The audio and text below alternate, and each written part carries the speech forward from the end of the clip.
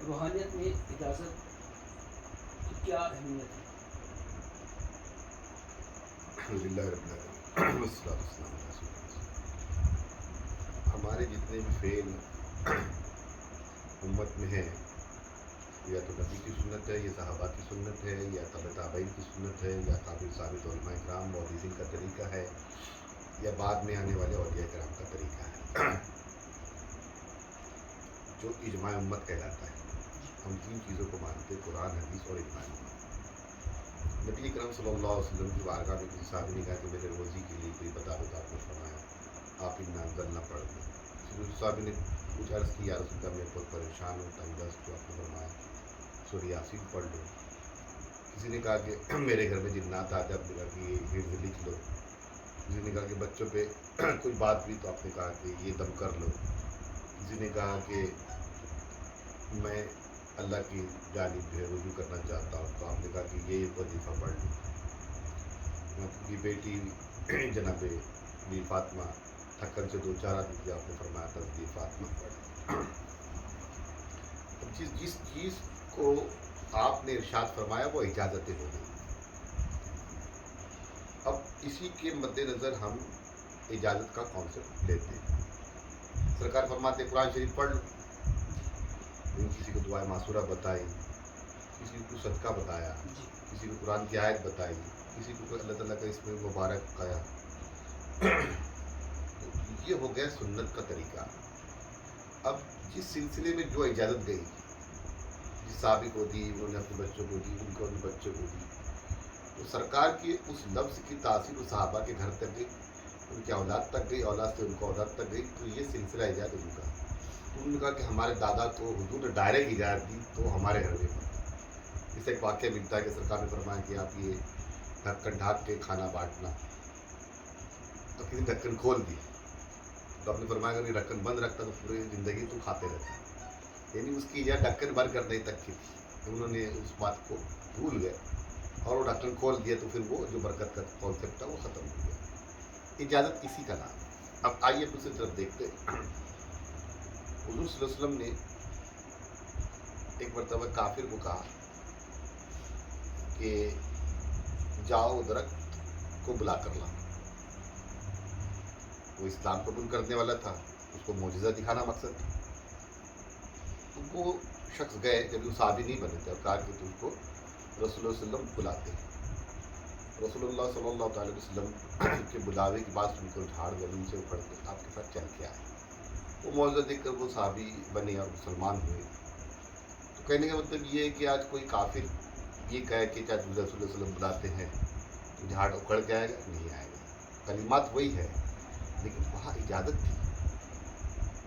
اچھا، اب اعلیٰ حضرت فاضل بریلوی کے پاس کسی نے سوال کیا کہ بڑا چراغ جلاتے ہیں، ایسا طریقہ بتاؤ۔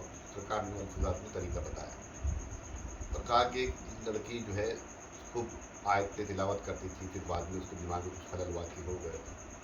تو اللہ نے فرمایا عاملین جو عملیات کی قیود بتاتے ہیں، عاملین جو عملیات کی قیود بتاتے ہیں اس کے تحت چلنا چاہیے، کیونکہ اس میں رجت یعنی ری ایکشن کا خطرہ ہے۔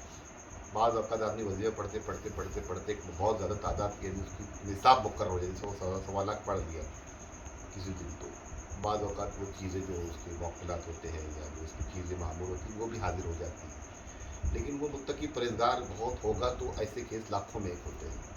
اب ڈر کے مارے کوئی وظیفہ پڑھنا نہ چھوڑ دے، وظیفے کو وظیفے کے طور پہ پڑھنا چاہیے۔ وظیفہ اگر کوئی عمل خاص کر رہے ہیں مسخر کا یا کسی چیز کا، اور گھر میں جنات ہو تو پھر وہ با اجازت عامل سے ہی پڑھنا چاہیے۔ ہم ایک گھر میں گئے تھے، وہاں پر جنات کو حاضر کیا، بچی پر تھا، تو ہم نے کہا کہ بھائی آپ مسلمان جنات ہو، آپ اس کو کیوں ستا رہے ہو؟ اس نے کہ ہم ستا رہے نہیں، پہلے اس کا باپ پرہیزگار تھا، پھر یہ گھر میں سب فالتو ناٹک شروع کیا تو اس سے چڑ گئے اور اس کو اشارہ دے رہے تھے کہ آپ یہ سب دھندے چھوڑ دو، اور یہ ہمارے کو بھگانے کے لیے شجرا پڑھتا ہے، تلاوت کرتا ہے۔ تلاوت تو کوئی بھی کر سکتا ہے، شجرا کوئی بھی پڑھ سکتا ہے۔ کہا کہ وہ اگر ایسی تلاوت کرے یا شجرا پڑھے ہم کو کوئی نہیں، ہمارے کو بھگانے کی نیت سے یا ہم کو گھر بدر کرنے کی نیت سے نہیں پڑھے، तो आप रह सकते, मुसलमान जिन्नात छतों पर रहते, आप घर वालों को तंग ना करें। फिर हमने उनका मुआयदा करा दिया और वो बासानी चले गए। मैंने मतलब क्या है, इजाज़तों के मुख्तलिफ तरीके होते हैं। अब बाद औक़ात फेसबुक पर खुद वो पढ़े लिखे नहीं होते, पेजेस बनाए होते हैं, अक्सर राफजी, बदमज़हब और लिबरल किस्म के लोग भी आजकल बिजनेस कर रहे हैं। कोई आमिल नहीं रहता, लोगों को इजाज़त देते फिर रहे हैं। वो किताब की फ़ोटो निकालते हैं और इजाज़त के लिए हम पर कमेंट करे, इंशाल्लाह लिखे या 100 बार ये पढ़ के हमको बख्शे। या फेसबुक के पर पेज बनाए होते हैं या व्हाट्सएप पे पेज बनाए होते हैं। हमारे पास तो दिन रात किताब, हमारा मैगज़ीन रूहानी साइंस निकलता है, तो हम लोग बहुत सोच समझ के इजाज़त देते, बहुत सोच समझ के सिखाते, फिर उसकी इंक्वायरी करते, रूहानी तौर पर भी वो इलाकाई लोगों से भी इंक्वायरी करते। ये जो है अमलियात सबको सिखाए नहीं जाते, एक चूचू का मुरब्बा नहीं। आजकल तो मुबल्लिगाएँ तावीज़ लिख रही है, छोटा मोटा बयान कर देने के बाद तावीज़ात लिख रही है, किताबें ला के तावीज़ लिख रहे हैं। हर मुबल्लिग, हर मौलाना, हर इमाम साहब, हर मौज़िन साहब, हर दाढ़ी रखने अमामा बांधने वाला या स्कॉलर टाइप लोग जो किताबें पढ़ के ला के, यहाँ तक कि मैंने नागपुर डिपो हमारा जो अदारा है उससे सोल डिस्ट्रीब्यूटर को, वहाँ पे गैर मुस्लिमा के हिंदी में किताब ले रहा था, वो पंडित टाइप आदमी था, मुस्लिम विद्या की किताब है क्या कोई, वो किताब पढ़ने लग गया और उसमें तावीज़ लिख के बेचता हूँ। फिर अब कुछ बुढ़िया औरतें आती, वो हाज़िरी भरने का नाटक करती है, वो तावीज़ की गड्डियाँ लेके जाती नागपुर डिपो से, पेटी में भर के 1000, 2000, 5000 में लेके जाती है, हाज़िरी भर के। वो सब इजाज़त का कॉन्सेप्ट इसीलिए रखा कि लोग इसको चूचू का मुरब्बा ना बनाए। अब लोगों ने सिखाने के पेजेस बना दिए और न जिसको जफ़र आता है न कोई उलूम आते हैं। हमने, हमारे उस्ताद ने हमको 22 साल रियाज़त कराई, अल्लाह शाह के खलीफा थे चूनाभट्टी में। हम आपका मज़ार है और हमारे उस्ताद का मज़ार यूपी में है, चिश्तिया सफ़वी सिलसिले के वो बुजुर्ग थे। 55 साल रियाज़त कराई उन्होंने हमको, 20-22 साल रियाज़त कराई अल्हम्दुलिल्लाह। एक तहदीद से नमत के तहत अर्ज़ कर रहा हूँ, उन्होंने अपने बेटे को तक खिलाफत नहीं की। 15 साल उन्होंने रियाज़त की करके, क्योंकि उनकी 22 साल मुकम्मल नहीं हुई थी। अपने अकलौते बेटे हाफिज़ बुखारी शरीफ बच्चे को तब की खिलाफत नहीं की। उनके उस्ताद की बात कि मुकम्मल रियाज़त के बाद, हमारे उस्ताद फरमाते कि हमारे पीर साहब ने 17 साल सीधा कशी करने के बाद तावीज़ात की इजाज़त दी। अब चैनल पे आके लोग तावीज़ ये बना लो, वो बना लो, वो बना लो, जेरोक्स मार लो, ये सब समझ से बाहर है। ये उलूम के कवायद ही मुकम्मल नहीं होंगे।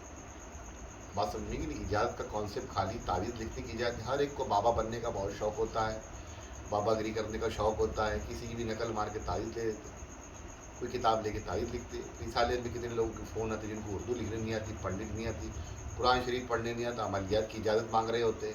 हर ने चिल्ला कशी किया होता है, सूरह मुज़म्मिल पढ़ रहा हूँ, अल्लाह का जिक्र कर रहा हूँ, यानी उसको एक जिन्नात से लड़ने का हथियार चाहिए होता है। वो अनदेखी मखलूक है। खुद शमा शविस्तान नूरी और शमा शविस्तान रज़ा के मुसन्निफ से हमारी दोस्ती थी, उनके हाथ पे लिखा हुआ मेरे पास इजाज़तनामा भी दोनों किताबों का। वो अपनी शविस्तान नूरी में फरमाते हैं कि जादू जिन्नात से लड़ना आसान बात नहीं है। अगर आप किसी का इलाज करें तो अनदेखी मखलूक आपके पूरे घर को मारेगी, आपको भी सताएगी। आपके पास क्या है, मौकिलात है, कश्फ है, क्या आपको दिखाई देता जिन्नात? हर आदमी बाबागिरी करने लगता है। बहुत से सैलानी वाली दरगाह पे जाते, वहाँ से नींबू उम्बू लाते, पानी लाते, बाबागिरी करते, बाबा बनते। बहुत से हाज़िरियाँ भरते, शेर की हाज़िरियाँ, ये आई वो आई, कोई बोलता मेरे पास सैलानी बाबा में आ रहे, या फिर कोई बाबा आ रहे, फिर वो बाबागिरी करने लगता है। ये सब जो है इस्लाम में या अमलियात के कायदे में या बुजुर्ग के बयाज में या उनके तरीके में ये चीज़ें है ही नहीं। ये धोखा है, फ़रेब है। अगर आप आमिल नहीं हो तो किसी का इलाज भी मत करो। खुदारा आपके ऊपर, आपके बच्चों पर आप सब चीज़ें मुसल्लत होगी तो निकलना मुश्किल। हमारे पास बहुत बाबागिरी करने वाले इलाज के लिए आते, बड़े बड़े उलमा भी इसमें मतलब इससे इलाज करने गए, वो आमिल नहीं होते, फिर बाद में किसी आमिल से उनको इलाज करना पड़ता है। हमारे पास भी बहुत से उलमा इलाज करके गए, मैं नाम नहीं लेना चाहता, कि वैसे कुरान शरीफ पढ़ने वाले, इशार करने वालों को भी जिन्नात सताते। तो आप एक आम औरतें हो, आम मुबल्लिग हो, आपको तो पूरी रियाज़त करके अपने बदन में ताकत पैदा ही नहीं की। इलाज होना न होना अलग बात है, मगर बदन में इतनी ताकत हो कि कोई जिन्नात आप पर हमला आवर ना हो। लोग जेरोक्स बांट रहे होते, तावीज़ों के धागे बांट रहे होते, वहाँ से बरली शरीफ से धागे मंगा के, तावीज़ मंगा के, अंगूठियाँ बना के बांट रहे होते। वो सब जिन्नात आपको सताएंगे, बलाएँ आपको घेरेंगी, आपको पता भी नहीं होगा। इसीलिए इजाज़त का कॉन्सेप्ट रखा है कि बगैर इजाज़त तो आप डॉक्टर की दवा नहीं खा सकते, बगैर इजाज़त आप किसी को पढ़ा नहीं सकते, बगैर इजाज़त आप दवाखाना नहीं खोल सकते। عملیات کی ایک مظلوم لائن ہے کہ ہر ایک بندہ بنا بیٹھا ہے پیر مغا، کہاں سے خلافت ہے، کہاں سے اجازت ہے، کتنی ریاضت کیا، کتنی چلا کشی کیا، کچھ نہیں معلوم. ایک صاحب تو سندیں بانٹ رہے ہیں، انہوں نے کتنے سال چلا کشی کی، کون سے جفر میں ان کی ڈگری ہے، کون سے قواعد نجوم میں ان کو کیا معاملات آتے ہیں. الحمدللہ ہمارا رسالہ نکلتا ہے، میگزین نکلتا ہے، پھر بھی ہم اتنے اپنے آپ کو نہیں بتاتے کسی کو. عملیات کی ABC سیکھنے کے چکر میں آج تک لگے. ہم کو خود اپنے آپ پر یہ نہیں طرح سیکھنے کے بعد بھی ایسا لگتا ہے کہ ہم ابھی تک کچھ سیکھے نہیں. عملیات بہت بڑا دریا ہے. اور بہت سے لوگ کیا کرتے ہیں، ہمارے پیر صاحب ولی ہے، فلانے بزرگ ہے. ولایت تو پہلے عامل بنے گا، پھر کامل بنے گا، پھر وہ سلوک پر جائے گا، پھر کشف آئے گا. چوتھا درجہ کشف کا ہے، وہ کشف بھی نہیں معلوم. سجادے بنے بیٹھے ہیں، وہ آل رسول ہے تو آل رسول کو فیض خود بخود ہو جاتا ہے. یہ زوم ہے. اللہ کی پناہ، ان کے مریدین کے علاج، وہ بیچارے بھٹکتے پھرتے ادھر ادھر علاج کرتے. تو ان کے استادوں نے ان کو اجازت دے کے ریاضت کرائی تھی. ان کو یہ زوم بنا کہ ہم سادات ہیں یا ہم سجادے ہیں یا فلاں ولی کی اولاد ہے. ایسا نہیں. سب اولیاء کرام نے چلا کشی کی ہے. سب کو چلا کشی سے گزرنا ہے، سب کو سیکھنا ہے. وما علینا الا البلاغ المبین. انشاءاللہ اس کا آگے کا حصہ میں بعد میں اپلوڈ کروں گا.